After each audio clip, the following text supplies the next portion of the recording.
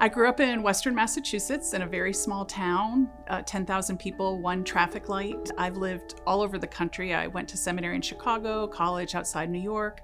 I never knew much about Miami. I visited once, but I had no experience with Coral Gables before I said yes to coming here in 2009. So St. Philip's is located across from Salvador Park. The church has been there since 1943. It was a very small building that had originally been part of a telephone exchange in the city of Coral Gables.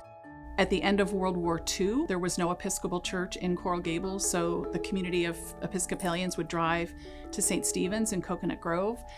And they decided that it made more sense to have one minister drive to Coral Gables. In January of 1943, they held a service at the Coral Gables Women's Club, and that was the beginning of St. Philip's. Within a year, they had bought the property on Andalusia, where we are now.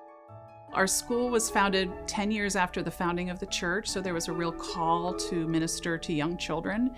It was a preschool for many years, and then in the 80s, they decided that they would go up a grade all the way till 6th grade. We share our spaces.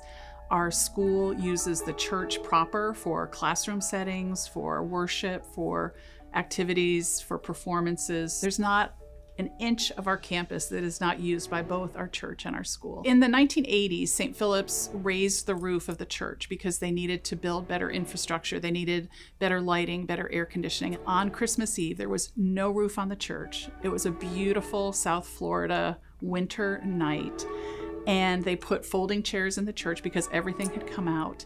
And they said that they looked up and the stars were out and the moon came up right over them as they were having midnight mass. We have several families that have multiple generations who worship with us.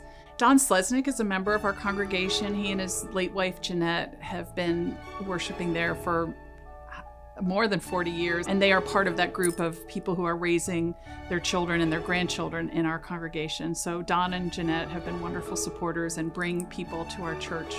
I think what has changed in my 16 years at St. Philip's is the amount of time that people are here. I think, people are much more transient than they were 16 years ago. So people come in, they settle in, and then they get transferred within a year or two. Every city is changing, and 10 years ago, Coral Gables isn't what it is today, and 10 years from now, we don't know what it will be, but we hope that we're all here working together for a better Coral Gables.